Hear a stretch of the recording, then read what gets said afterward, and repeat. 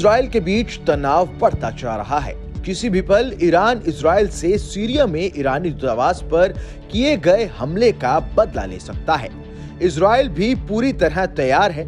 ऐसे में किसी भी वक्त दुनिया को एक तीसरी जंग देखने को मिल सकती है। लेकिन ये तनाव अब सिर्फ दो देशों के बीच ही नहीं, बल्कि इस बवाल के चलते अब दूसरे देशों में भी तनाव बढ़ने लगा है। ईरान इजराइल जंग के मुद्दे पर अमेरिका को बड़ा झटका लगा है।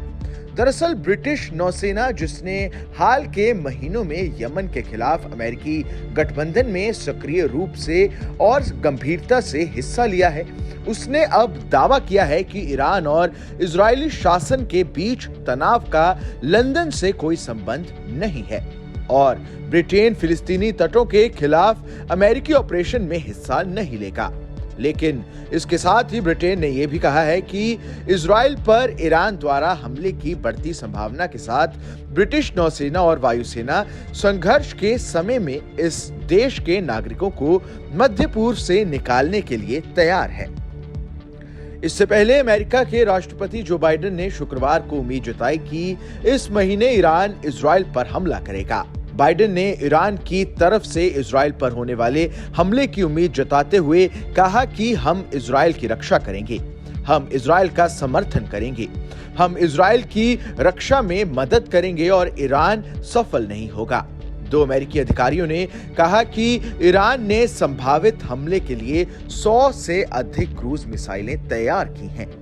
इसके जवाब में ईरान ने इस हफ्ते की शुरुआत में कई अरब देशों के माध्यम से बाइडेन प्रशासन को एक संदेश भेजा, जिसमें उसने कहा कि अगर अमेरिका इजराइल और ईरान के बीच लड़ाई में शामिल होता है तो अमेरिकी सेना पर हमला किया जाएगा। पिछले हफ्ते दमिश्क में एक शीर्ष ईरानी जनरल की हत्या करने वाले हवाई हमले के लिए अमेरिका और इजराइल ईरान द्वारा इजराइल के खिलाफ जवाबी कार्रवाई करने की तैयारी कर रहे हैं। ईरानी सर्वोच्च नेता ने इजराइल के लिए दंड की धमकी दी है।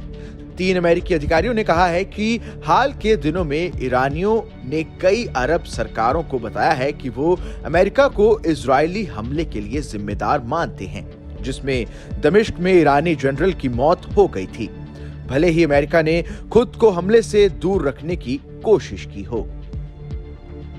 इस खबर में बस इतना ही। ये खबर आपको कैसी लगी हमें कमेंट कर जरूर बताएं। देश दुनिया की तमाम बड़ी खबरों के लिए देखते रहें न्यूज़ नेशन का डिजिटल प्लेटफॉर्म।